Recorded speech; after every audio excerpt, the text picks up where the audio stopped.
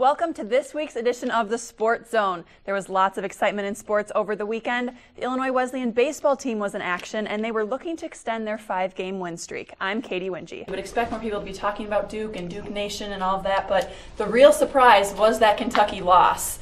And the Wisconsin fans obviously thrilled, but majority of the commotion there about the Kentucky Wildcats. Here we have some pictures of the Wildcats and the Wisconsin fans, believe it or not. A lot of the commotion on social media was fan reaction. Here you see the Wisconsin fans in the hotel. This was taken by a player, posted by a player. Can you believe that? Redbirds face Evansville 2 more times this weekend. On Saturday, they won 12-3, but on Sunday, their minds may have been focused a little more on the Easter eggs because they lost 10-0.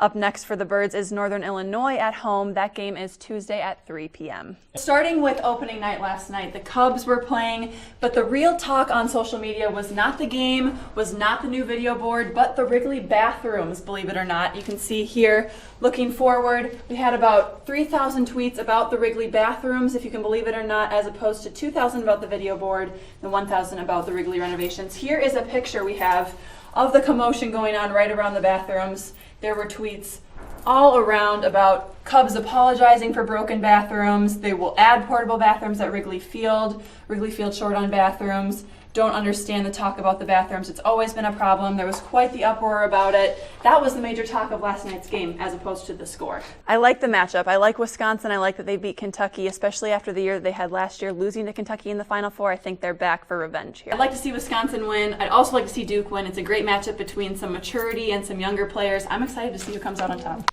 Welcome back to the Sports Zone. Let's take a look at a few upcoming Illinois State competitions this week.